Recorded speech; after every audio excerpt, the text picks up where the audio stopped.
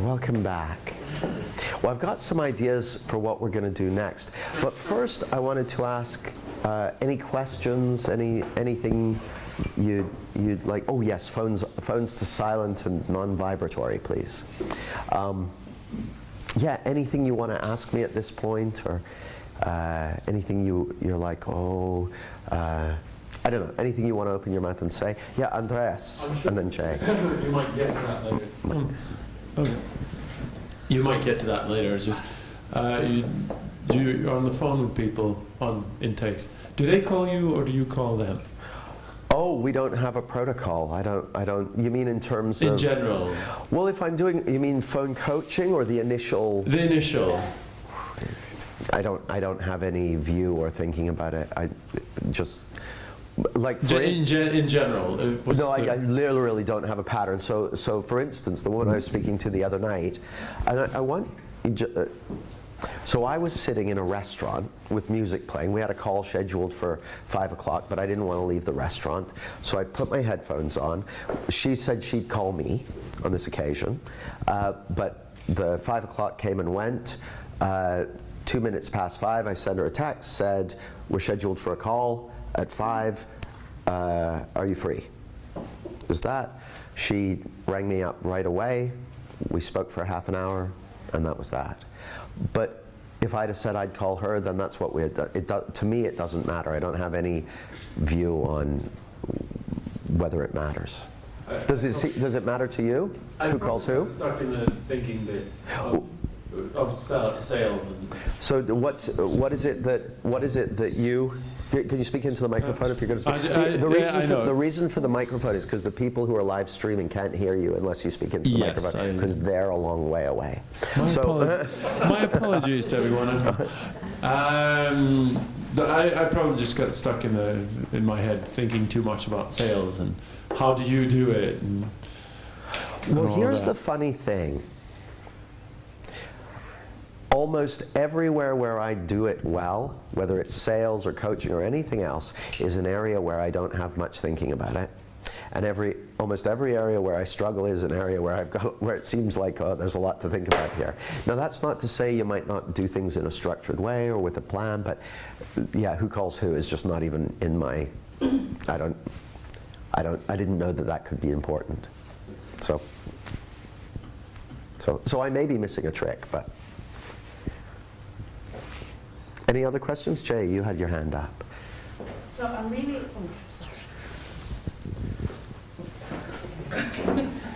So I'm really excited about the simplicity of it all. And really like, oh God, this is so simple. But at the same time, I feel like it's like, why is it so simple? Like it can't be that simple. So I can see that my thinking is saying, you're crazy, it's not that simple. Does that make sense? Yeah, for sure. Yeah. Well, and here's what I hope that you're gonna discover.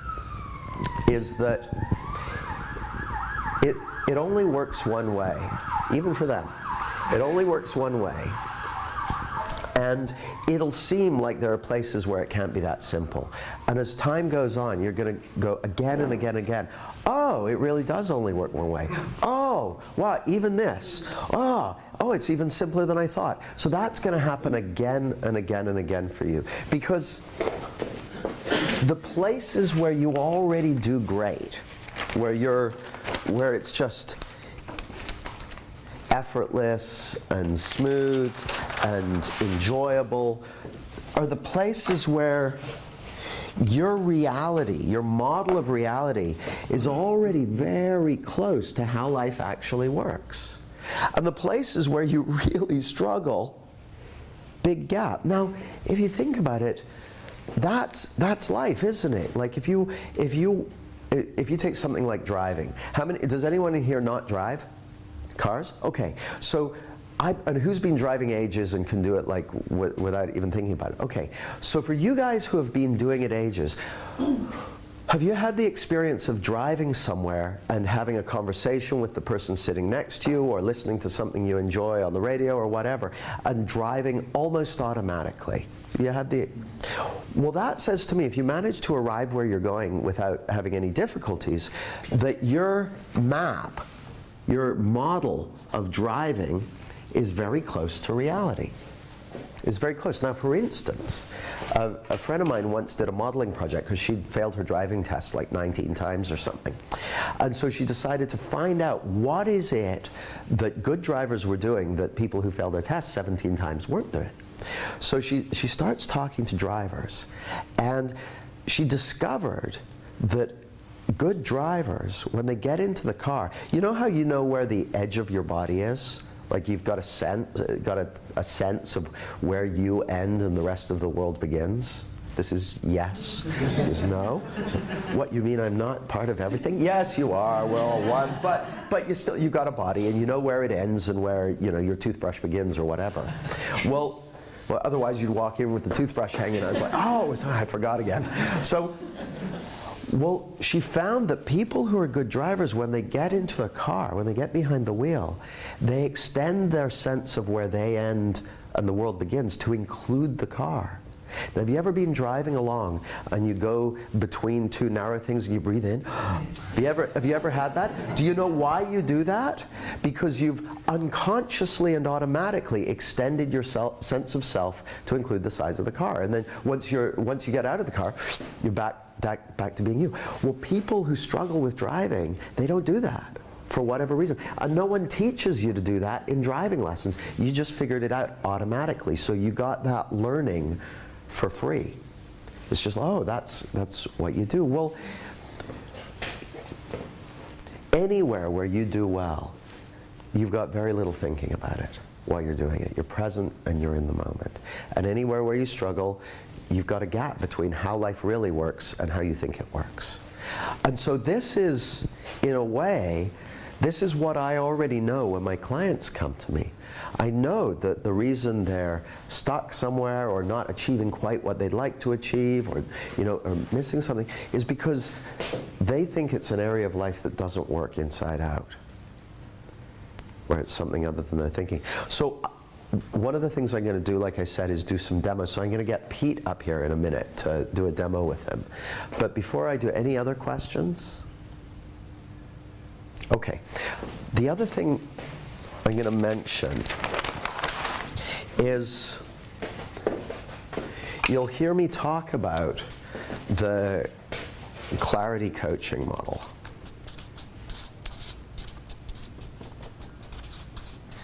Now, this is just how I think about what's going on when I'm coaching a client.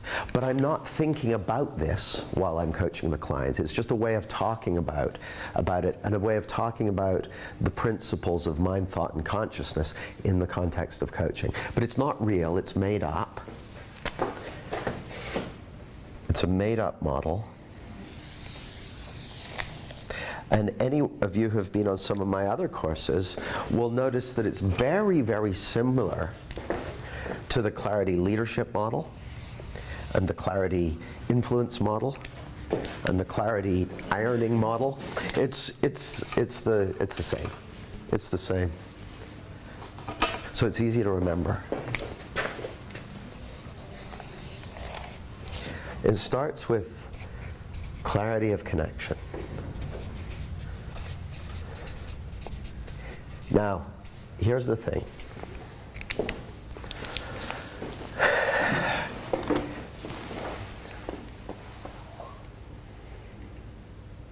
We've all had the experience of connection, the experience of feeling connected to another human being, to who you really are, and to life itself.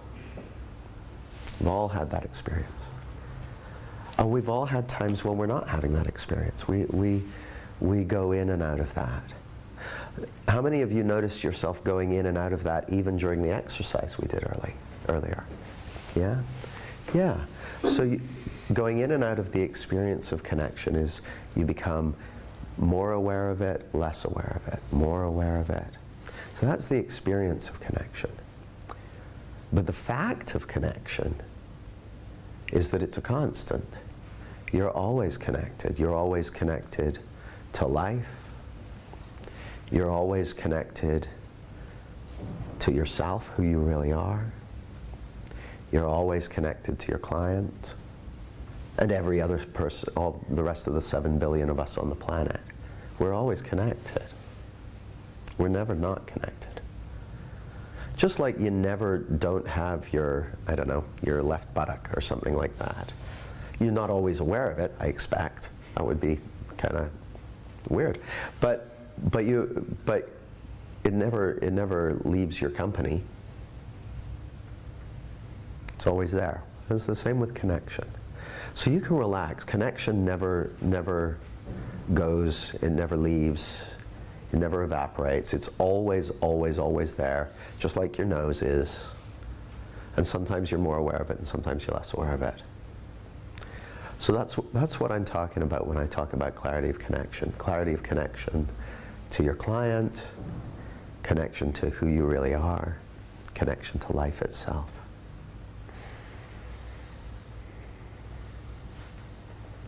Next one, clarity of thought.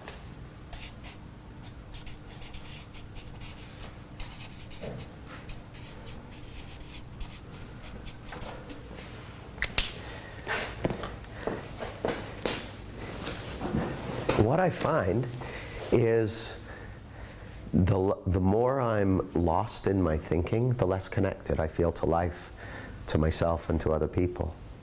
And the less I'm caught up in my thinking, the more connected I feel. And when I say caught up in my thinking, what I mean by is fallen into a misunderstanding. And it's a very specific misunderstanding that I'm talking about, which is the mistaken belief that we can feel something other than the principle of thought taking form in the moment. So you're going to hear me come back to this again and again, probably.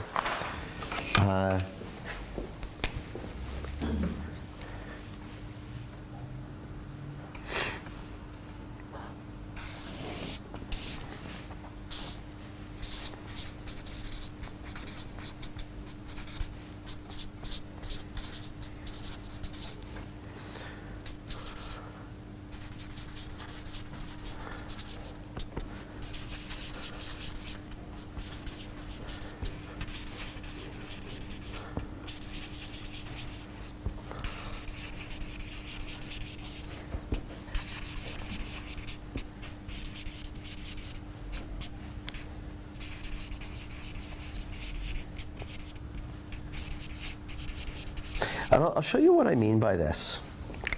Well, or what I mean by how it really works. So hold your hands up for a second like this. Now where are your hands?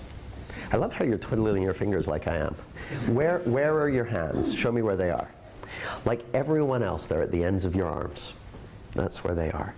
Now when are your hands? When are your hands? Now, that's right, your hands are right now. They always are right now. So if you try and touch something next week, like even if you're meeting someone next week, try and pat them on the head next week now. You can't do it. The only place you can pat someone on the head is right now. The only place you can pat yourself on the back is right now. It's quite hard for me, but so your hands are always in the now. Well, the reason your hands are always in the now is because they're part of your body. Your whole body is in the now. Your body can't be in last week or next week. It can't do that. Can't do that because it's now. Well, your feelings are part of your body, okay? And your feelings are now. Your feelings are always now. The only stuff you can ever feel is right now. You can't feel the future. Can't feel the past. You can only feel right now. And that's really useful to know. Because, now does it make sense that you can only feel right now? Now if you hang around with this group of people, it won't be long before you hear people pretending that they can feel the past or they can feel the future, that they can feel what other people think of them. They can do all sorts of magical things with their feelings. But the reality, the fact of the matter is that you can only ever feel right now. And what you can feel right now is the principle of thought taking form in this moment, in this hot second. Now, it often seems like, it looks like we can feel something other than thought in the moment. Oh, Jamie, you should have seen this guy I met last week. He was a real asshole. I can definitely feel that conversation. But no, that's only happening right now. Oh, I'm going on holiday in 4 weeks' time. I can't wait. I feel so excited. Are you telling me I can't feel that? No, you can feel thought in the moment.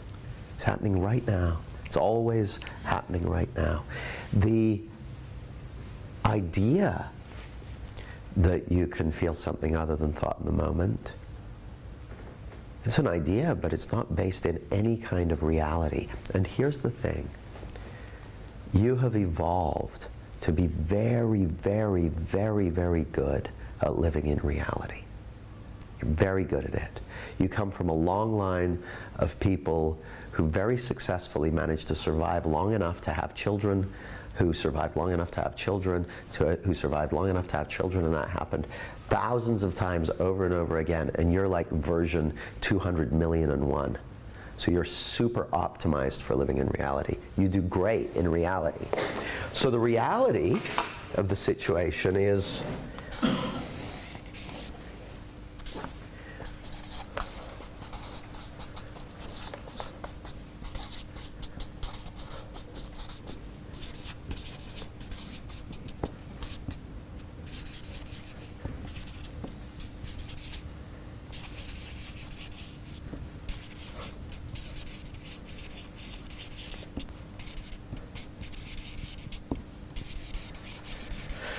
the inside-out reality is the fact that you're always living in the feeling of thought in this moment.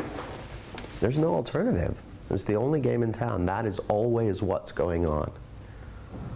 It's always what's happening. That's the fact. And when you know that, and I say know that not theoretically, when you know it intuitively, you do great. Now, little kids know this intuitively.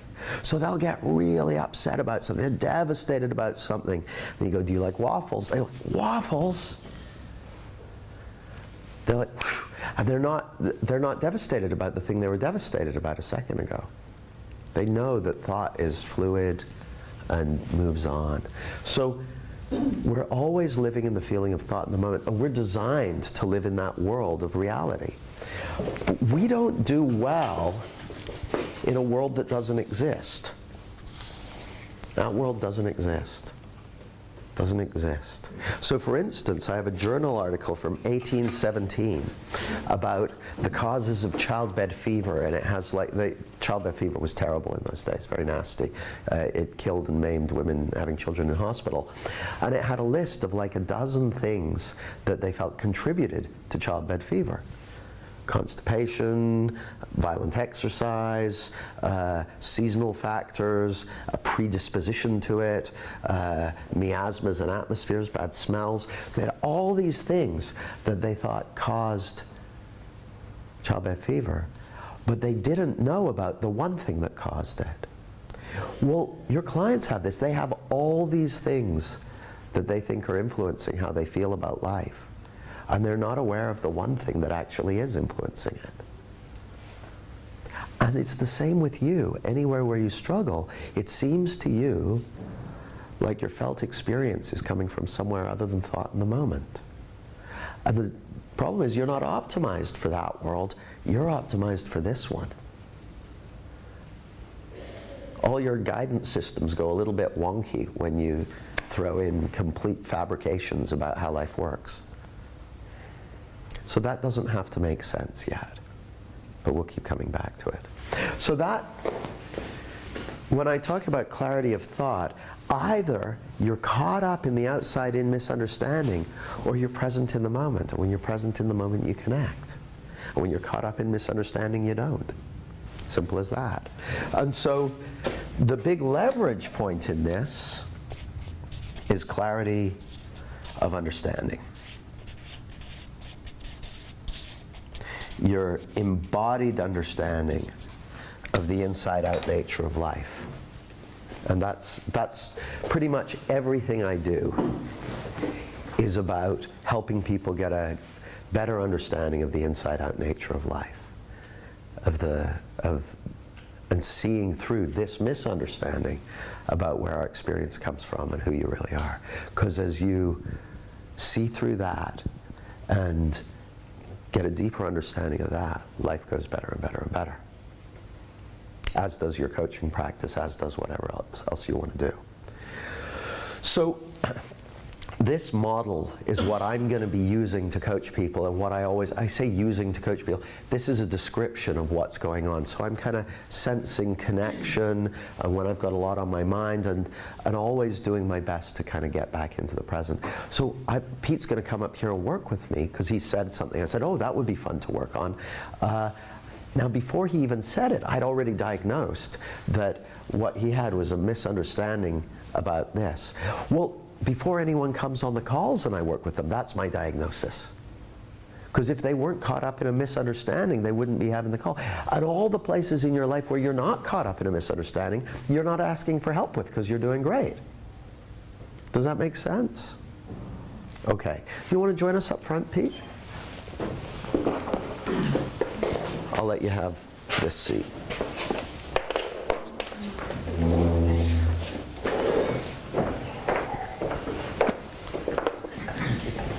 So here's how we're going to do this.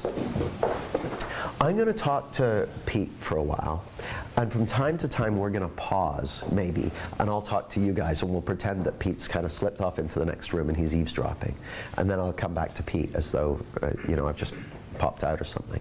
So, and I'm happy for you to laugh or whatever, but I don't want you to say anything unless I invite questions and stuff. Is that fair enough?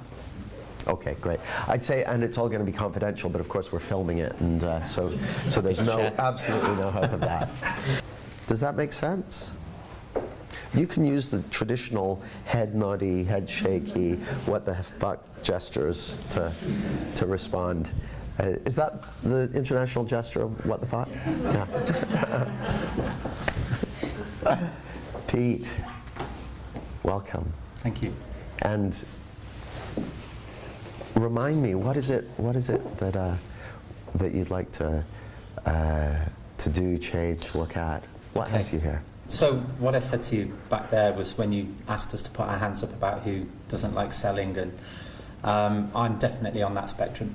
And as I said to you, what I tend to do is I get very connected with the client, and we're talking and we're doing great stuff together, and then they say, yeah, I'd love to work with you, how much is it? And then I pop right out, and it's almost like a physical disconnect and just shoot out, and then it's like, and then, so, and I've done that 3 times in the last 3 weeks. So that's an expensive habit. it is. Yeah. Well, and my guess is that when you pop out of connection with the person, then my guess would be that the stuff you say isn't that leveraged. It doesn't, and they probably cool off quite quickly. Yeah.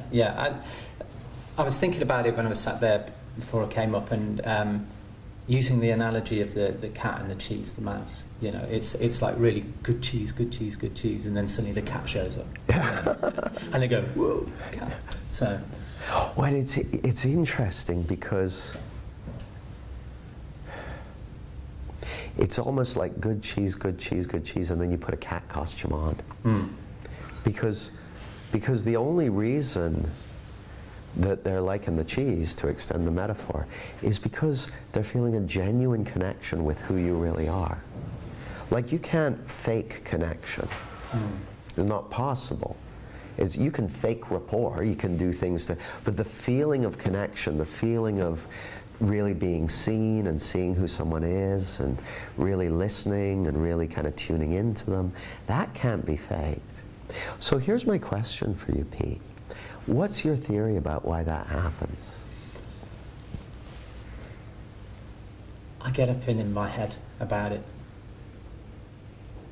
So typically a bunch of thoughts will run through my head, like, okay, now I've got to tell them how much it is, and this is the crunch bit, because this is where I either get paid or don't get paid, and it's like, so I'm thinking, can they afford this? Is this right? Are they going to be okay with this? And all that happens as I'm talking to them. So yeah, and a couple of times I've seen quite a physical reaction of like. So I know there's something there, because There's the instant where you can see that they're really into it, and they're really, the connection's there, and the possibilities are all there, and then suddenly it's done. Now, why do you think that is? Why does it happen? I don't know. I guess if I'm being frank and honest about how I think about it, I'm pretty sure it's because I'm attaching my own personal well-being to getting that fee. So obviously, if I don't make any money, then potentially we don't eat. Although that's not true because my wife works for it. Well, yeah. So, but it's almost that. It's so interesting. Can I put this session on pause for a moment? Pete just said something. I can't tell you how many times I've heard this. He said, "Look, if I don't make the fee, then we don't eat." I've heard the three variations I've heard are: if we don't make the fee, if I don't make the money, then we don't eat. If we don't make the money, then if I don't make the money, then we'll be out on the street. And if I don't make the money, then I'll be living off baked beans for the rest of my life. Or it's just pure survival. Now, there are parts of the world where that's true, but the UK isn't one of them. Just not how it works. So, but it's interesting because Pete said that, and then he said, of course, I know it's not true, but on some level, my guess is it probably does seem true. Seems true that physical survival is at stake. Now, here's the thing. If you're having a deeply connected conversation with someone, and then you get to a point in the conversation where you have to ask them something, and your physical survival is dependent on them saying yes. So, like, imagine, no, I'm not going to get you to imagine this, but it's kind of like, oh, we're having this great conversation, and then I get a gun pointed at my head, and I have to make sure I perform right. It's like, it doesn't make it. It's of course. Now, from my perspective, that shows a fundamental misunderstanding of where security and okayness come from. And I know all of us have the idea from time to time that our security and okayness and freedom could come from money, but that's absolutely not true. Fundamental misunderstanding. It's not true. So that's good. So I know that there's something there. So we can have a look at that. Yeah, Ian. I'll repeat the question rather than taking the microphone off. Could I just say something about, because I'm from the sales domain, and it's inherent in the sales domain for sales managers who don't understand this type of work to breed and incubate the thoughts that Pete's having. True. It may not have been Pete's thought until the manager said, if you don't achieve this type of thing. And I think people get that around sales in my experience, they seem to have a conversation around sales that all of these targets and it's a bit high pressure. Sure. You either win or you lose, and it's like a given. We're born into. Well, yeah, I mean, it's part of the culture, and some people buy into it and some don't. But I don't think it's just from being told that that's what sales is like. I think it's more simple and fundamental, just issues of we've been conditioned into a misunderstanding about where security comes from. So you might have, for instance, a salesperson who does great at sales, but is totally neurotic about relationships, or someone who does great in relationships, but totally insecure about, I don't know if it's true or not, but the story I heard was that McKinsey, the international consulting firm, used to have a policy of hiring people who fit the personality profile of insecure overachievers. Overachievers with low self-esteem, because they knew that they would work super hard to prove that they were good enough. Well, that's just a misunderstanding of where security comes from. Thinking that it could come from validation, thinking that it could come from other people's opinion of you, or from the results you create. It's got nothing to do with that. You can be totally secure in yourself and not create any results at all. You can be wildly insecure and create lots of results. You can be wildly insecure and create no results. You can be wildly secure and create huge results. There's no causal connection between them. So I'm going to go back to Pete. So Pete, what I heard you say was that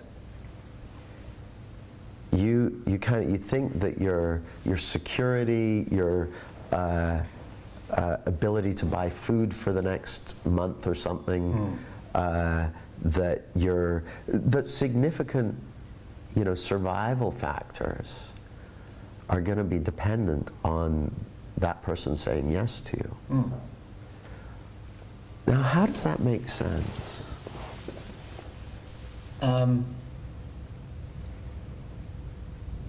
It doesn't necessarily make sense, because when I think about it afterwards, I know it's not true. But in the moment, it feels true. Now, in the moment, I get it, it feels true. In the moment, where does it seem like those feelings are coming from? Now, when I say where, I don't mean where in your body. I mean, what does it seem like those feelings are letting you know about?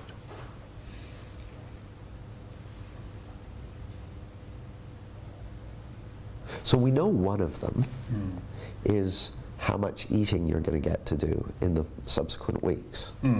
So that's one of them. So I can start the bidding. So the question is,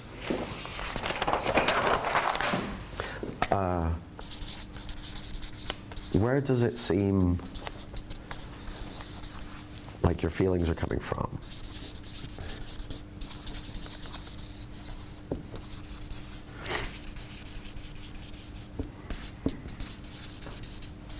And we know that one of the answers is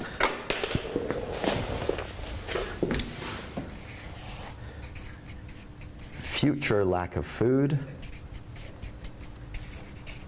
And food's important. Unless you're a breatharian, who don't do so well under laboratory conditions. But yeah, unless you're a breatharian, food's important. So where else? Okay. So I suppose really the future lack of food is a bit of a red herring. So, but it's, I guess I run an awful lot of scenarios all at once that, if I get the feed, then it's going to be great because I'll be able to do X, Y, Z, and... So, future opportunities? Yeah. Great. For fun, fame, and excitement? And then if I don't get it, future lack of all of those things plus, the impact that it has on my family, etc. So, future negative impact on family.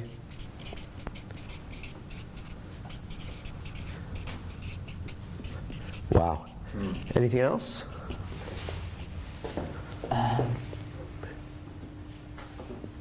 I mean, that's good to be getting on with. Yeah. I suppose there's things like reputation and good standing and all those sort of things that you could see. Reputation, plus or minus. Yeah. Anything else? It's probably enough to be fair. Probably enough. Now, here's my sense. I'm gonna pause our conversation. My sense is, so here's Pete. My drawing of Pete looks remarkably similar to most of the other drawings of people I'll be doing this weekend. And here's time. Now, Pete's always in the present. It's the only place you can ever be, because he's always in the same place that his hands are. And there, we established that your hands are always in the present, right? Yes? No? Still not sure about it? So Pete's always in the present. But I would bet money that in that, so when he's really connected to his client, he's got nothing on his mind, so he's got clarity of thought, he's got a clear, fluid thought stream, nothing on his mind, feeling connected, because he's got nothing on his mind, he's feeling connected to them, he's calm or smooth, whatever you want to call it. And then they say, oh, this is great. How much are you going to want me to pay you, or how much does it cost, or whatever. And immediately, Pete gets feelings. And it seems to Pete that those feelings are coming to him from the future. Now, I know when I check with Pete, he's going to say, well, no, I know it's my thinking. But he's lying. Yeah. So the issue isn't, see, here's the thing, and this is so essential. Strange as it may sound, the issue isn't that Pete has some uncomfortable feelings that are letting him know that he's got some uncomfortable thinking. That's actually a really useful feedback mechanism.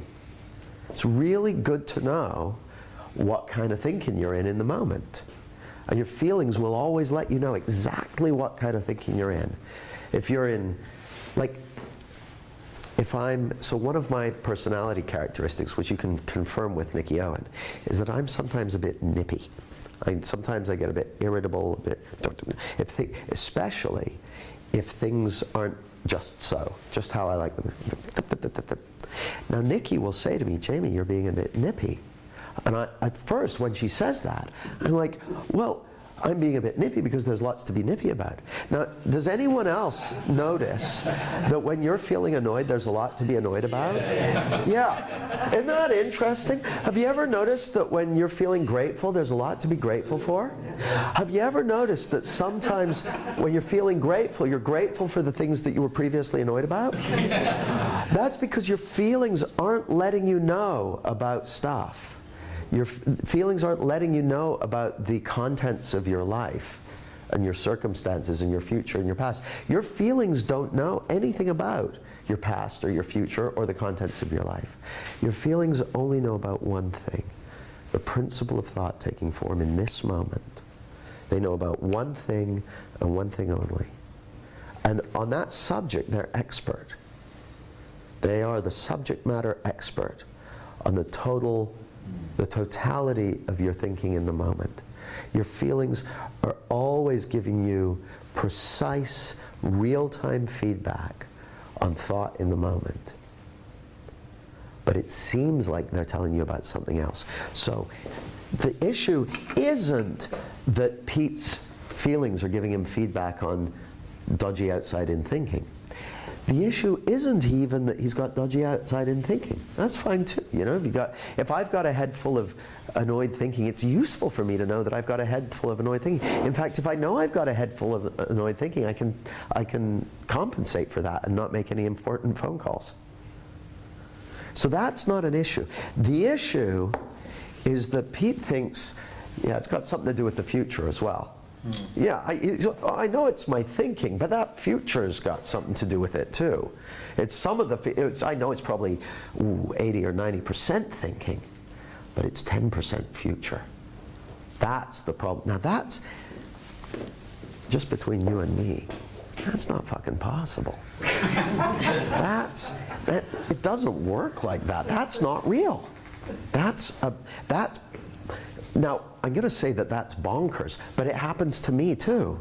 It looks real, but it's not real. It's not possible to feel something from the future. Not without a time machine anyway. I don't think they exist yet. And if they will exist sometime in the future, why haven't someone come back and told us about them? So anyway, that's just not possible. There is a steel doorway that means, like, you're always going to be feeling thought in the moment. You're never going to feel anything other than thought, and that's fine. And the only issue is it sometimes seems like our feelings are coming from somewhere other than thought. So I'm going to talk to Pete again. Okay. So I get it. It seems like your feelings are letting you know about future scenarios and what if it goes well? What if it goes badly? What about the baked beans situation? What if we don't have anything to eat? What about? So there's all that stuff, and it seems like that future stuff has something to do with it. And what I'm suggesting to you is that that's absolutely not possible. What do you make of that?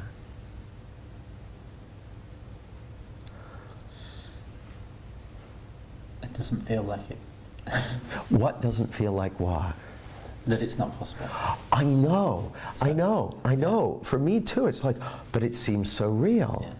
Well, that's the power of thought. Thought's a movie maker. But I mean, just looking at it, does it make sense on some level that can't possibly be what's going on? Yeah. Good. Just for fullness of information, I was also, while you were doing that bit, I was thinking you need to do the same on the other side as well. Same with the past. Yeah, past. Because they're both there. So, Well, or they seem like they are. yeah. That's not possible either. I know. They're ideas. But the only place you can feel an idea is the same only place you can feel a billiard ball, which is right now. And it's got nothing to do with the past, and it's got nothing to do with the future. Well, here's the thing. I don't need you to get that. Is it puzzling to you that it looks so real, and I'm saying it just is not even slightly possible?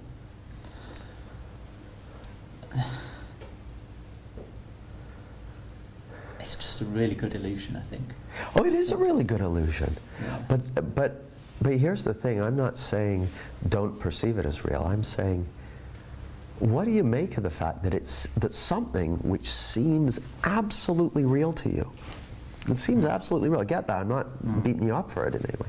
It seems absolutely real for you. Is based on nothing resembling fact. Like that there's no grounding in reality for it. That it's as... See, here's the thing, Pete.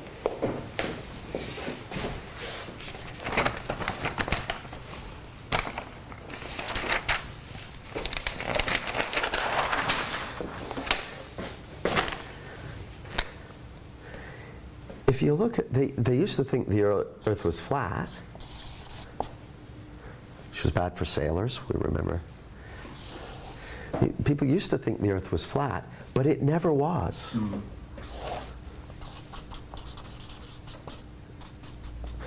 People used to think that we lived in a geocentric universe, but we never did. Really smart people. People used to think that illness was caused by miasmas. And people used to think, and still do think, that we live in an outside-in world where we can feel things other than thought in the moment, where we can feel the future, can feel the past. It looks very compelling, but it's never worked that way. Like, the Earth was always roughly spherical. Not even for 1 minute was it flat. Not even for like a second. At no point. Like, it was always like that, even when it looked like it was like that. It was always solar-centric. Now it still looks like the sun rises, but it never actually has. Not even really nice ones. It was always the Earth going round. So it's a pure trick of the mind. Same with this. Same with this. So, to me, there's something kind of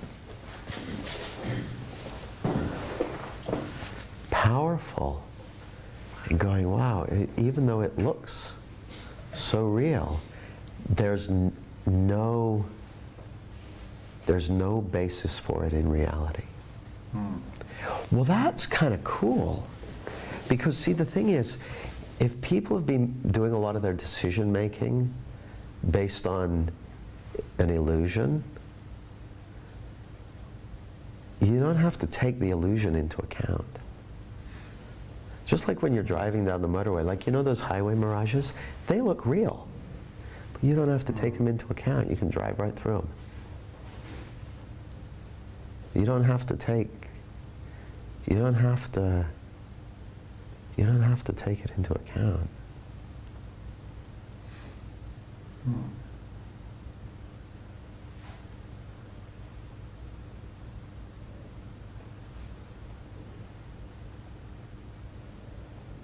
There's something kind of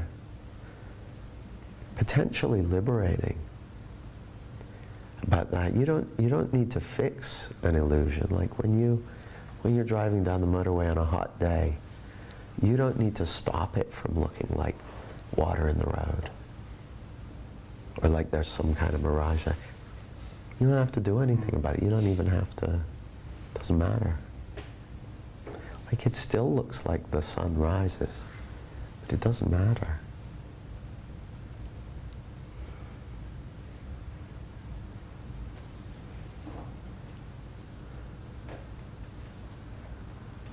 Now, what are you noticing, Pete?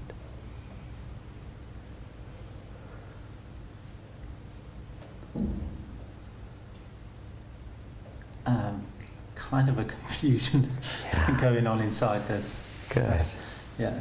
Well, see, that's so natural because remember my picture of our, like the platform? That's like the model, the logic that we've all used to make sense of reality. But it's got a misunderstanding wired into it. And as you fall out of this misunderstanding, you create space for something new to emerge, an understanding that's more aligned with how life already works. See, speaking to you as a coach, knowing that you've got reality on your side really makes it a lot easier to do powerful work with people. Do you know what I've got running through my head at the moment is, you know, the impossible square? Is it an illusion? MC Escher type thing? I don't Yeah, know. where the perspective's all wrong and it looks complete, but then when you turn it slightly, it's not. I know that kind of thing. I don't know if I know sort the of exact illusion, one. or the car advert where it drives through the bollards, because the bollards aren't really there, they're drawings on the floor. I haven't seen it. I should So- watch TV sometime. It sounds great. So it's kind of like that. It's like the three-dimensional drawings that you see that they're just drawings. Yeah. And then when you get up close, they look nothing like it. Or like the rugby. Did you watch rugby last night? No telly. So typically, I made some rugby, off-color when- comments on your Yeah. Facebook page about it, and I thought Did better you? of them and removed them. Oh, there you go. Well, it's like the advertising paintings on a rugby field. When you're at a match, they just look like these really elongated messes of paint. But when the TV camera's up above and showing it from the right perspective, it looks like a stand-up banner that people are just running through. And it's kind of, I've got that almost, you know, I kind of believe it and don't believe it at the same time. It's that Beautiful. confusion. Yeah. So Hang out there. I want you just to hang out there for a minute. Just hang out there. Because that's exactly where something new is being made available. So I'm going to pause our conversation and talk to them for a sec. Now, here's what I noticed. So I was having this chat with Pete about, you know, what do you make of the fact that that's just not possible? And at first he was kind of like, well, sort of, I get it intellectually, but I was like, yeah, but you know, and as I talked about, what I noticed is that suddenly I started feeling a lot more connected to him. Now, the moment I start feeling more connected to someone, I know that one or the other or both of us have fallen out of our thinking. I didn't have much on my mind to begin with, so I was guessing it was Pete. So for whatever reason, when I'm coaching someone at the front of the room, I'm not really thinking about anything. So it's great because if I suddenly start feeling more connected to the person, probably means they've fallen out of their thinking. Which is another way of saying he's come back to reality. Now the funny thing is, for someone who's had a misunderstanding about life, who suddenly falls out of that illusion, it's often confusing. It's like, oh, all the reference points that I've been using suddenly aren't there anymore. Well, that's good.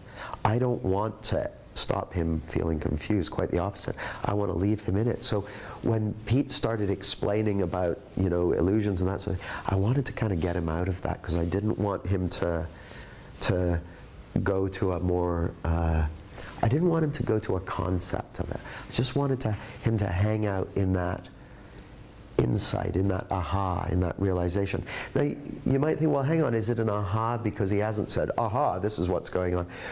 But actually, the power of insight, which is just, for me, is just another way of saying the power of falling back into reality, the power of falling out of your illusions and misunderstandings, is that the moment that happens, you create a space for fresh, new, very, very helpful, well-calibrated, relevant thinking. When I say thinking, I mean information.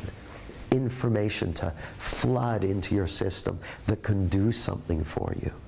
And you might not have a concept for it, doesn't matter.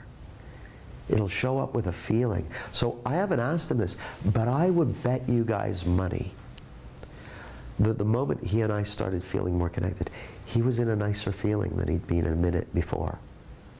Even if he was confused, I would bet money that, like, well, I'm confused, but I feel better than I did when we were talking about this earlier. Well, that's a good sign, because I remember my friend Chip Chipman saying, there's information in the feeling. It was like, you what? It's like, there's information in the feeling. And I'd never really thought of that before, that there could be information in a feeling. But then I started thinking about, well, you know, when you first learn to ride a bicycle, and whoever's kind of helping you out with that says, okay, now balance. And you're like, what's a balance? And they're like, it's this feeling of, what kind of feeling? You'll know it when you feel it. You know, and you're going along and you're wobbling away, and then all of a sudden you're like, oh yeah, got it. Well, it's already in there. See, you already know what balance feels like. And you already know what healthy feels like. And you already know what it feels like to come home to who you really are.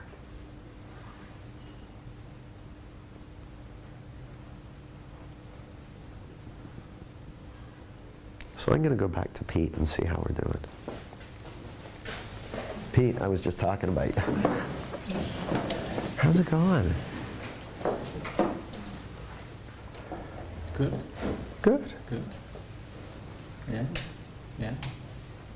Still doing a lot of thinking. Well, that's okay. So, That's okay. There's nothing wrong with thinking. I want to say that. There's nothing wrong with thinking. Who's ever been given the advice, don't think about it? How easy is that? It's okay. That doesn't matter. But I want to draw a distinction. I once heard someone say, a very experienced teacher of these principles said, but for your thinking, you would be feeling connected and loving and resourceful and da-da-da-da-da. And I reflected on that for years. I thought, that's not true. That's not correct. But for a misunderstanding, you would be feeling loving, connected, resourceful, capable, happy, all that stuff. And we all sometimes get caught up in a misunderstanding. But that's okay, because we can see through them as well. So now, do you have any questions for me about this? Because I'm going to get you guys doing an exercise in a sec. Do you guys have any questions for me? Yeah, Nicole. Let me give you the microphone. Oh, do you need to switch? Oh, Nicole's going first. No, but I'm here for you, Nicole. Rather than it necessarily being a question, it's just, I suppose, an insight that you're saying, you know, but for your thinking and our thinking about thought, and our how we judge thought as negative or as positive, and that we're trying to get, you know, more of the good and less of the bad. Yeah. And it's just neutral. It's totally neutral. There's no good thinking, bad thinking in this. It's either we're seeing that we're living in the feeling of thought in the moment, or we're not. We're caught up in the misunderstanding. And if we're caught up in the misunderstanding, the best thing we got going for us is falling back out of it. And that'll happen. We're set up to fall back out of misunderstanding and into the present. And if we don't judge it and resist it and try and change it, and I've heard you say get your fingers in the machinery and try and tinker with it, it's a self-resetting system. It really is, but the good news is, like, you probably sometimes will try and tinker with it and play with it and change how you feel and that sort of thing. Well, that's okay, because it'll still reset itself, so you can relax. You don't even have to judge your propensity to tinker with it. It's okay, it's all neutral. Put thinking on your thinking about your thinking exactly. about It's all neutral. It's all neutral. Yeah, beautiful, thank you. Yeah. Hi Jamie, Cormac by the way, sorry I was late earlier. Great to see you, Cormac. Sorry. I'm just interested in, I suppose, what you're doing. I mean, you said at the beginning your mind was clear and you were just going to go with the moment. But in helping to change Pete's beliefs, are you dealing on a purely intellectual level, or are you using some of the kind of things you would have done in your earlier days with NLP and so on? Oh, well, okay, so this is a great question. So a couple of things. The number one, my objective, if you like, in being with Pete and working with Pete is to, I know that what he's up against is a misunderstanding of where his experience is coming from. Like, it looked to him, it genuinely looked to him, it genuinely seemed to him like he was up against these, past and future sources of challenge and difficulty and all that stuff. Well, I'm not even trying to change his beliefs. Like, you'll have heard, I'm not even digging into what are his beliefs and, oh, that's a limiting belief, bad belief. I'm not even doing that. I'm just listening to how does he see it? What does it look like to him? Where does it seem like he's coming from? And then doing my best to help point him in the direction of how it really works. Now, I assume that everything I've ever learned will be available to me and potentially of service in conversing with Pete. But here's the thing that is, in that session, the thing that was most useful for me was my ability to feel connected to Pete and use that as a kind of calibration tool. Well, I never used to have that when I was doing NLP and hypnosis. I didn't feel connected to anyone. I was good at getting a rapport with people. I could match my blink rate to their nostril hairs or whatever, but I didn't have the feeling of connection, and so I wasn't calibrating off that. Now, the thing that's different here is I know that there's already a way that it works. There's already how it works, which is Pete and everyone else on this planet, including me, we're all living in the feeling of thought in the moment. And I absolutely know that because here's the thing. Who's digested some food in the last week? Everyone. Everyone. Now, that's because you know how to digest food. Now, you've never gone to a course on how to digest food. You've never made a list of things to remember when digesting food. My guess is, if I said, do you know how to digest food? You would have to go, well, I guess so, but I haven't really been privy to the process. But you do. Your body knows how to do it. You already know how that works. You know what's involved with it. And for those of you who've ever been pregnant, my guess is your body not only knew how to digest food, but knew exactly what you needed to eat to build a new baby. Who's been pregnant and had the experience of, I don't know, eating peanut butter and gherkins and coal? Did you have that experience that suddenly your preferences for food changed? That's because your body knows how to choose the correct ingredients to make a baby. That knowledge is already in there. So your body knows a lot about life and about nature by virtue of the fact that you're like if you run down a flight of stairs and your pulse rate changes and your breathing changes, that's because there's a ton of stuff that you already know how to do at the deepest level, that you know it so deeply that you don't even have to think about it. Well, just like the body knows how the body works, at the deepest level your mind knows how the mind works. Your mind already knows this. Your mind already knows how reality is being created. And you've got some ideas and beliefs that may be counter to that, me too. But how it really works is already in there. It's already in there. So I've kind of got the deck stacked in my favor when I'm working with people, because all I need to do is kind of point them in the right direction. And sooner or later, they're going to fall out of their thinking and into the moment. Now, I'd say it's absolutely not an intellectual exercise, because what they'll be trying to do usually is so there's reality, there's like Pete or any client has their intellect, which is a brilliant 3D or 4D filing system for life. And it's got jillions of things in it. It's very clever, and it's good at matching things up, and it's really good, and it's brilliant. I mean, you've all got so much information in your intellect. You can win trivia quizzes and and you've got all kinds of theories about life and about people and what's right and what's wrong and belief systems and value systems. You've got tons of that. That's your intellect. And then there's life, and life is about a jillion times bigger than your intellect. Reality is a jillion times bigger than your real intellect. So you're never going to fit reality into your intellect. You don't fit reality into your intellect. You get an insight, and then maybe later your intellect will get expanded to include it. But yeah, so I'm not trying to have this make sense intellectually. What I'm dancing around for is a shift in feeling that comes when their intellect kind of goes, this is, oh fuck it.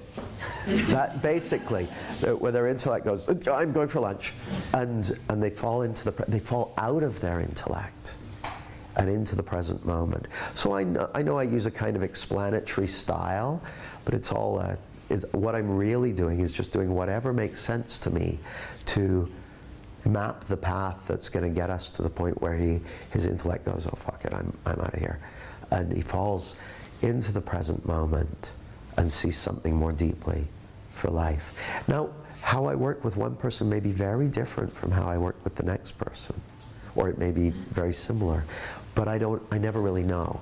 I'm just going with what comes up and what makes sense in the moment. So any other questions for me? Yeah, Russell. Let's just get the microphone over. It was just, are you going to carry on with Pete? Because I just expressed my nervousness, my fear you're going to leave in there and move on to something else. Because what Pete was saying was as if he was speaking exactly what was in my head, moment to moment, even to the point of confusion. And I've got a feel of, can we carry on with this? My fear was you're going to stop and move on to something else. Now, where does it seem like those feelings are coming from, Russell? Does it seem like those feelings are coming from a future where I don't carry on with Pete? Yeah.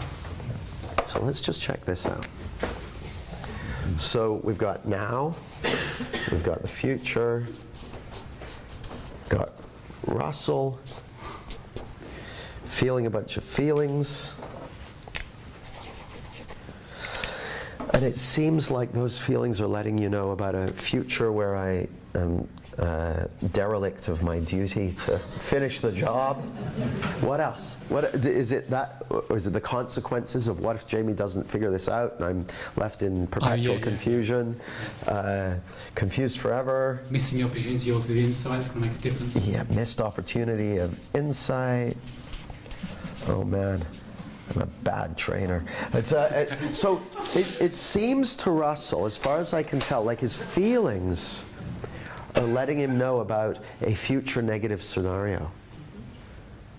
Well, what I'm saying is that's not possible. That's just here in reality, that there's no mechanism by which that can happen. There's no mechanism by which those feelings can be coming from that future scenario to the present. Now, I'm guessing, because Russell's been around, stuff around the mind and that. He would say, well, I know that, Jamie. I get that. But what I'm going to suggest, Russell, is, are you open to the possibility that you just don't see that at the moment? Now, what do you make of that? That I'm saying that this reality where Russell's able to sense future events, that doesn't exist, that's a fantasy world, that's as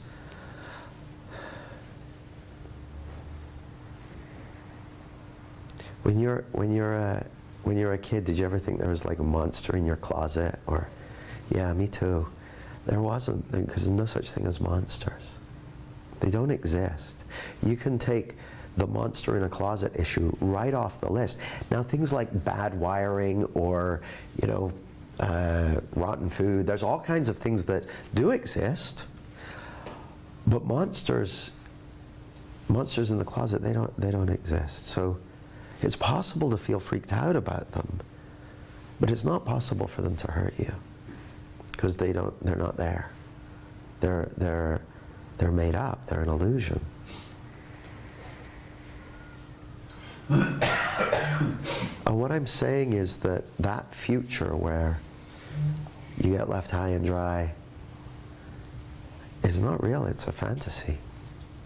It's non-existent. And that is puzzling.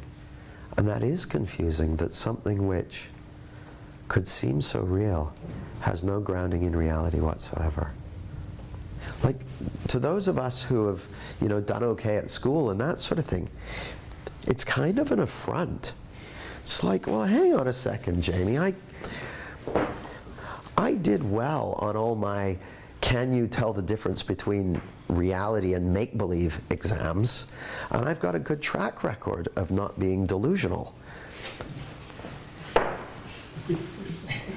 Are you seriously telling me that a whole bunch of my life is grounded in complete balloon juice? Something that's absolutely not possible. And yes, I am, is the answer.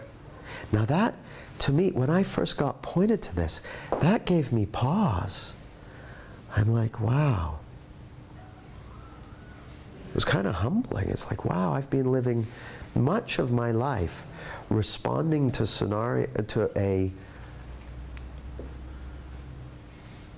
what seemed like a fact of life that just never existed, that was as illusory as the sun going around the earth. Interesting. Interesting. We're going to do an experiment with it in a bit. Andreas.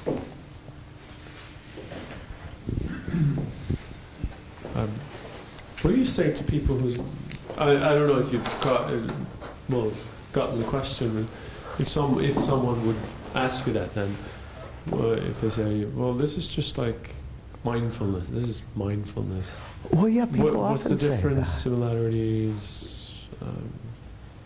Well, when people say, it depends what the context is. But if someone says to me, Andreas, you can give them the microphone back. So you pretend to be the person who says, is this like mindfulness? Well, I know about mindfulness. Isn't this just a new version of mindfulness? Well, help me understand. What did you hear that put you in mind of mindfulness? Yeah, mindfulness, being in the present, being here now. Well, yeah, I would say you're absolutely on the money that the purpose of mindfulness rituals and the purpose of mindfulness techniques and the purpose of mindfulness meditation is so that a person can get a feel for being in the present moment. So that's what mindfulness is trying to attempt. What I'm pointing to is a little bit different. I'm saying the only reason, rather than say, I guess what mindfulness does, mindfulness tries to answer the question, how do I spend more time in the present? It gives you something to do. I'm trying to answer a different question. Why on earth would you be spending time somewhere else in the first place? What possible reason could any of us have to spend our time anywhere other than the present? And it turns out there's a good answer to that. The answer to that is a fundamental societal misunderstanding about where our experience is coming from. That's the cause of many of the most serious and heartbreaking problems in the lives of individuals and entire countries. And once we see through this, the whole world's going to change. Now, that's not necessarily what I would say to them, but it's what I said to you. So, but it just depends. I mean, one of the things I'll often do, though, if someone's asking, isn't this just the same as, you know, whatever, mindfulness, NLP, Buddhism, Christianity, heroin, whatever, well, that's great, because what they're doing is a very human thing. The way we make sense of things is we look for similarities and differences. And if we see similarities, then we'll think that they're similar. So I want to find out, what have they heard that's similar to that? Also, what's their relationship to it? You know, how do they think of it? So you'll notice that very rarely do I ever defend. I just don't, I'll kind of, oh, tell me more. Tell me more. Yeah. Jay. This might sound like a really silly question, but I'm feeling like I need to go home and throw every personal development book I've ever had in the dustbin.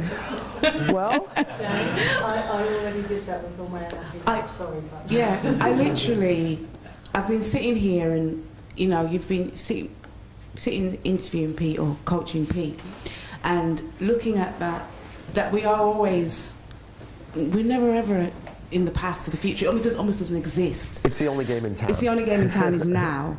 So then I've been sitting down and thinking about, you know, this good thinking and bad thinking, and I've got to stop being negative, and all that's negative energy, and all this stuff that we kind of puts it outside. But to really just see that, I'm thinking to myself, well, all these, I spend hours of my life, like, I've got to read this person, I've got to read that, and I say to myself, I'm just drawing what I need and leaving the rest, but really understanding it's all information, and all I've got is now, and I'm the expert on me, so, yeah. So, sorry, it wasn't a question. Well, I here's think my question. What are you going to do with all your extra time? I'm going to have some bloody fun and leave. Stop bloody reading. And just realising that I have now, and everything I know I keep saying that I'm having this insight, but I really just have it over and over again until I kind of get it.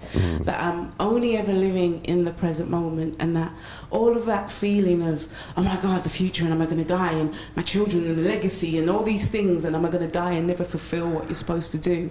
Everything that I've ever believed, it's not that I despise it, but it's kind of like this kind of carrot that you're constantly chasing. Fix it, fix yourself, when really all you need to do is just live and have a cup of tea. You got it. You got it. And relax. Yeah. Oh God, I don't think it's anything. Yeah. Sorry, I feel like that. There's nothing wrong with you. There's nothing wrong with you. There's nothing wrong with you. There's nothing wrong with any of your clients. They're not broken. They're fine. They have a misunderstanding, and so do I. I get tricked, and we'll talk about that more tomorrow, but there's nothing wrong with them.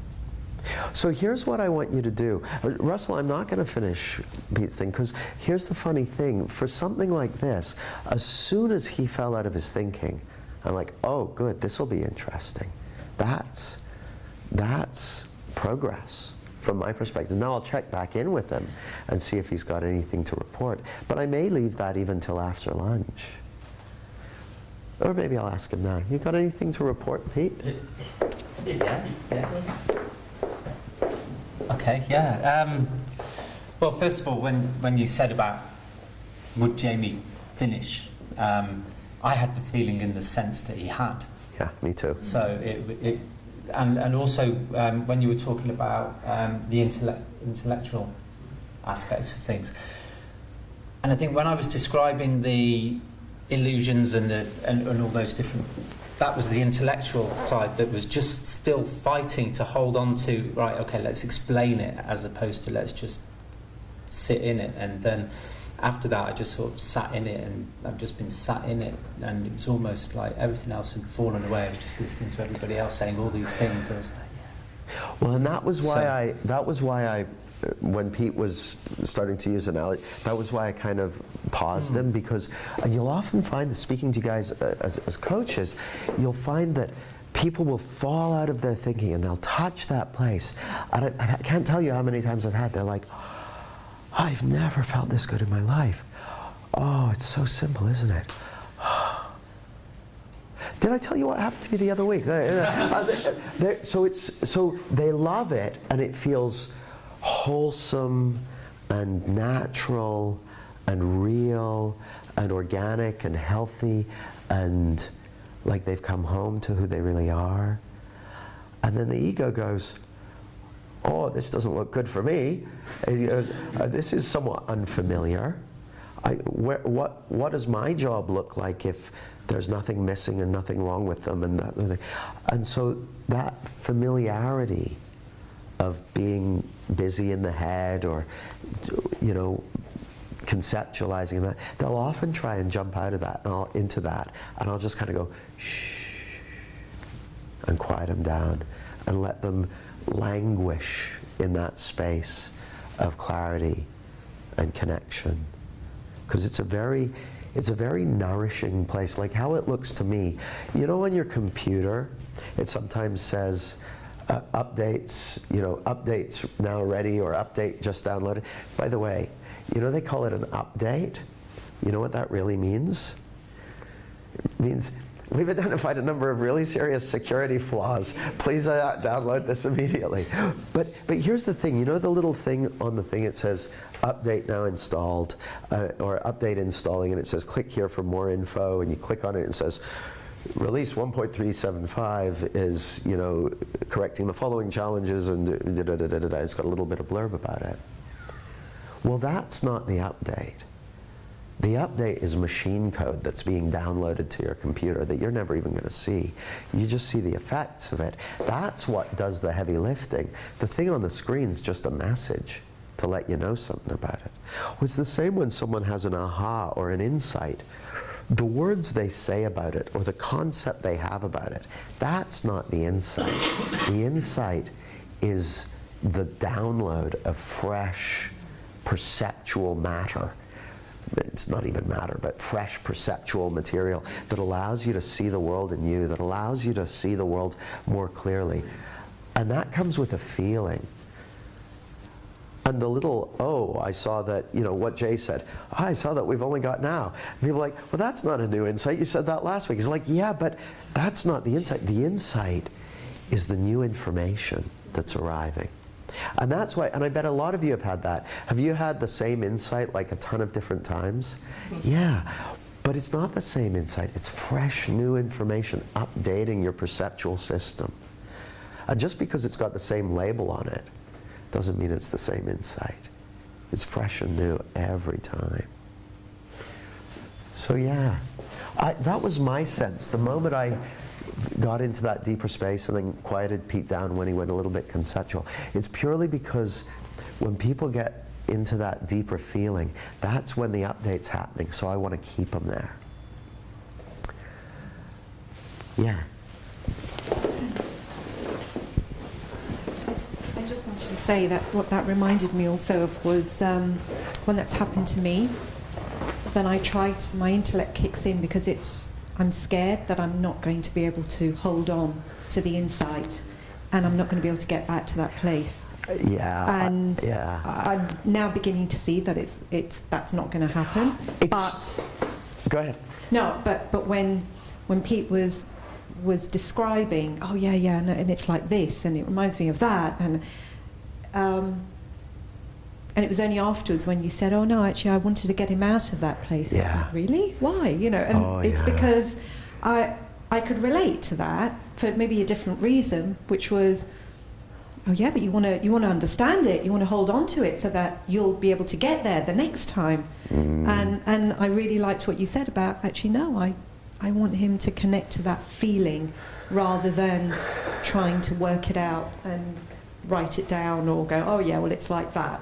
You know, so it was great. You don't have to remember insights. They're there. They're downloaded. They're installed. Your consciousness can only ever increase. It can never go down. It's sort of the equivalent, Nita, of your computer goes, update such and such is now downloaded, you know, release 7.3. It's like, oh, I better take a screenshot of that so it stays installed. It's like, no, you don't have to. It's already handled. You can relax. It's like, well, no, because I keep them all in a special place and they're all there. And if ever something goes wrong, I can go back to them and I'll clip and paste it on the screen so that it's working. I could have done that at one point. I would have done it. So. It's just not how it works. You don't have to do that. It's already handled. So, yeah, Michael, we got questions for the live streamers.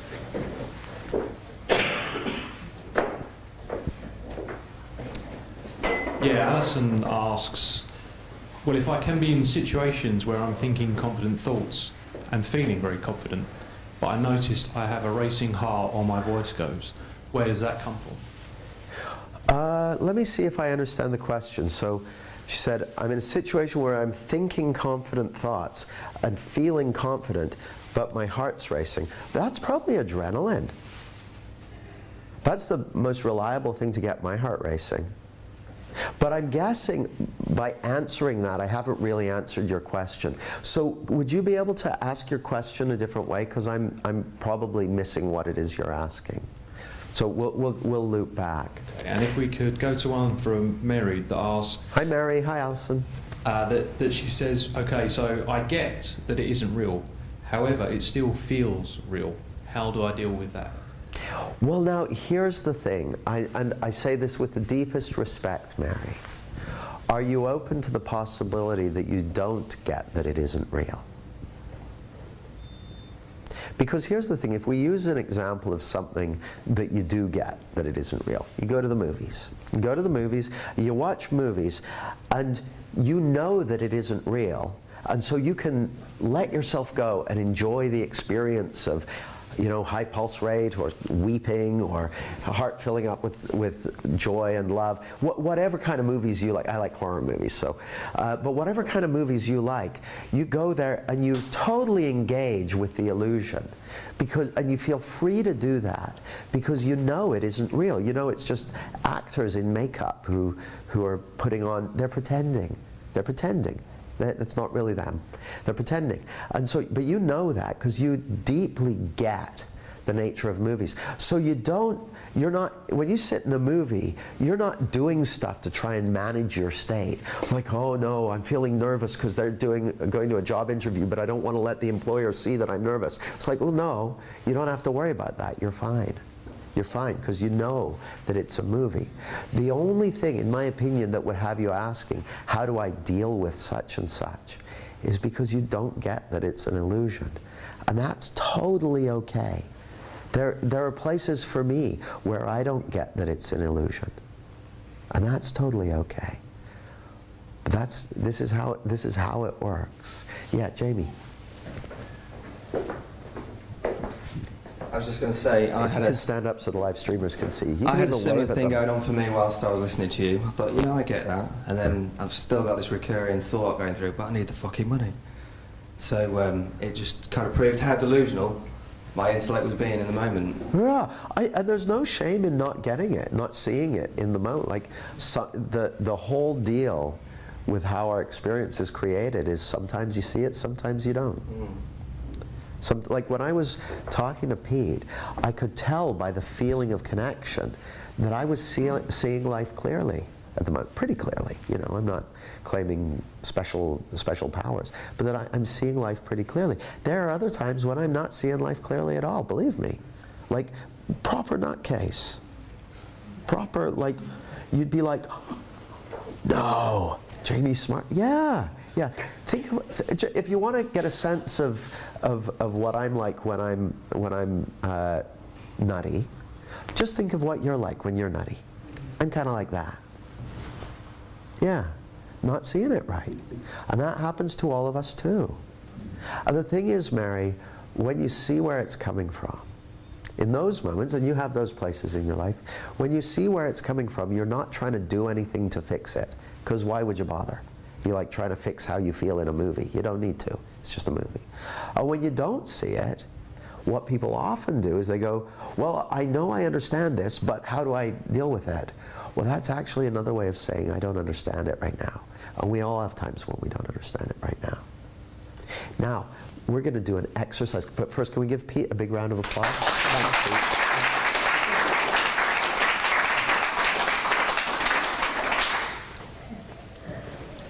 But before we do the exercise, I want to tell you guys a story. This is one of my favorite things to do. So years ago, many years ago, probably about 12 years ago, I was going in I'd been hired to teach a group of telesales people how to overcome sales call reluctance, because telesales people, they get all up in their head, and because they get rejected quite a bit and that sort of thing, so they get up in their head about it. So I was going in to teach a course, and I was reading a book on the train, and it had a very interesting story in it about a guy who came to see this amazing therapist called Paul Václavic. And this guy had been working on his thesis for his degree for years. And his professors had said, hey, you got to do this, you got to hand it in. And they'd given him a deadline, like, I don't know, 3 months or something like that. They said, but you have to, take the action and get this thing done by the end of the 3 months. And he found that he was really stressed out, and he was actually, for every page he wrote, he was adding footnotes, so it was getting longer and he was getting further away from finishing it. So he came to Václavic, and Václavic listened to him and said, here's what I want you to do. Between now and the next time you see me, I want you to go into some shops and make absurd requests. So go into a fishmonger's and ask for a bunch of flowers with a straight face, as though you're, pretend that it's real. Or go into a flower shop and ask for 2 pounds of salmon. Or go into a hardware store and ask for lingerie. Make an absurd request and see what happens. And stick with it, like play it out. Well, I read this, I thought, oh, that's interesting. So I'm on the way to this training course. I thought I could get them to do that. That'd be an interesting experiment. And I thought, but I can't really get them to do it if I haven't done it myself. And as soon as I had that thought, I was kind of like, oh, ooh, uncomfortable. So I got off the train, and there was it was at High Street Kensington, and there's a McDonald's right across the street from High Street Kensington Tube. So I went into McDonald's. It was busy. It's like 9 in the morning. Everyone ordered their Egg McMuffins or whatever. And so I'm in the queue, and there's like 5 people in front of me. And my heart was banging like a drum. Like I was like, oh my God. Like I was proper scared. And each person, and they're ordering relatively normal stuff, well, by McDonald's standards. And so it comes to my turn, I'm at the counter. She's like, yeah, how can I help you? And I'm like, I'll have a ham and pineapple pizza, please. And she's like, we don't sell pizza. And I'm like, don't you sell any Chinese food? And she's like, no, this is McDonald's. I'm like, oh, thank you very much. I felt like $1 million. I was amazed. Now, I'd just done a fire walk with Tony Robbins, and I didn't feel as good as that after the fire walk. That's amazing. So I dubbed it the pizza walk. And so I got these folks to do it, and I told them what their task was, and they were really freaked out. But then they come back afterwards, and they loved it. And this was what happened with Václavic's client. He came back the next week. He said, I'm almost finished. And it turned out that he had just so much thinking about what it meant to finish his paper and what it meant to do this, so much thinking about what other people think and what's expected of me. And it was all driven by this misunderstanding. So this is what I want you to do at lunchtime. We're going to pause for lunch in a minute. But I want you to go out of here and find a commercial premises. So don't inflict it on the staff of the university. I want you to go like to Baker Street or something like that. Now my suggestion would be, don't do this at a restaurant where you're about to have lunch, because they may put special sauce in your food. But you're going to go into a shop or a commercial premises of some sort, and you're going to make an absurd request with a straight face. And for extra points you can do 2 or 3 of them, and then after lunch we're going to check in and see what you've discovered. Now before you do that, I've got a quick question. Who has noticed their feeling state changing since I told you what the exercise is? Interesting. Where does it seem like that feeling is coming from? Does it seem like it's coming from something that's going to happen over lunchtime? Does it seem like it's coming from that future event? Yes? No? Does it seem like that future event must at least have something to do with it? Okay, I know it's not all of it. My thinking's got some. Does it seem like the event's got something to do with it? Oh, yeah. It's okay, you can be honest with me. Definitely. That's not real. There is no way for that to happen. There's no possible mechanism where that event can be projecting feelings back through time to you here. That is 100% a mind-made construct. Now, once again, it's really useful for your feelings to be letting you know about the thinking you're having in the moment. That's incredibly useful. That's not an issue. This speaks to Mary's thing. It's not an issue that you sometimes have uncomfortable feelings that are signaling you that you've got uncomfortable thinking. That's totally useful. That's like having a temperature gauge in your car letting you know when the engine's getting hot. It's really, really valuable. That's not an issue at all. The only issue is your conviction that that future event has something to do with it as well. It's mostly thought, feeling, but that future event has got something to do with it. That's the outside-in illusion. Okay, I know most of my depressed feeling is coming from my thinking, but I know my childhood's got something to do with it. No, it doesn't work that way. You're living in the feeling and the principle of thought taking form right now. It's the only game in town, the same place where your hands are. That's reality. That's how reality works. Now, such is the power of thought, that you have the power. You know, someone asked at a workshop I was at a couple of weeks ago, what's free will? And I've never liked that term free will. It just raised too many issues for me about neurology and, you know, people know what decision they're going to make 7 seconds before they're conscious of knowing, and that sort of stuff. And then I suddenly got a new thought of what free will is. Free will is the freedom we have to believe that life works in a way that it doesn't work. We have the freedom to believe that the sun goes around the earth. We have the freedom to believe that the planet is flat. We have the freedom to believe that illness and disease are caused by miasmas. We have the freedom to believe that stars are kept up in the sky because they're riding on celestial spheres. We have the freedom to believe that life works in ways other than how it actually works. But life only works one way. You have the freedom to believe that life works outside in, but it never does. It never does. It only works one way, and that's inside out. So we're going to pause now for lunch for 90 minutes from whatever time it is on your clock right now. It'll be 25 to 3 before we get back together. And do a pizza walk or two while you're away at lunch. And just before we pause, who in here, when I've said about your exercise over lunch, who's thinking, well, that's silly, I don't need to do that. That's, okay, you guys need it more than everyone else, okay? If you've made up a justification not to do it, you need it even more than everyone else, I promise you. So my justification was I've done it before, we're going to do it again. Yeah, it's still a justification. I encourage you to do it because you're always going to see something new. So I've done it before and I'm interested to do it again because I did it before about, it feels like at least 5 years ago, and I remember how scared I was doing it, so I'd be very interested to, I'd be interested to see how different it is. Sure. One ecology check with it. Use your common sense.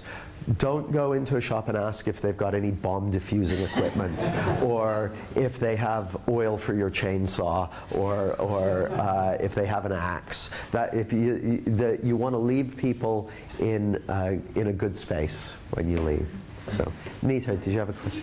Why is it just make any kind of absurd? An absurd request, sort of like you're a dumbass.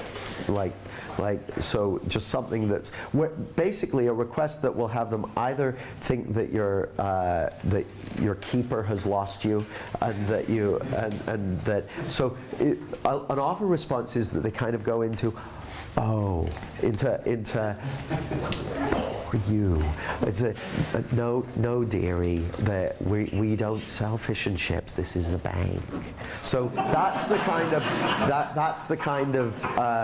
so if you elicit that kind of response, gold star. Nothing like, I'd like to offer this to you, or would you be interested? No, you're asking in the context of a shop. You're requesting something from them that they wouldn't possibly sell. Now, if you make it too ridiculous, they'll know it's a joke. Like, do you have any zebras? Well, they'll know it's a joke. So you want to have it not strange enough that you will appear like a complete cretin, but not so strange that they'll know that it's a joke and that you're in on it.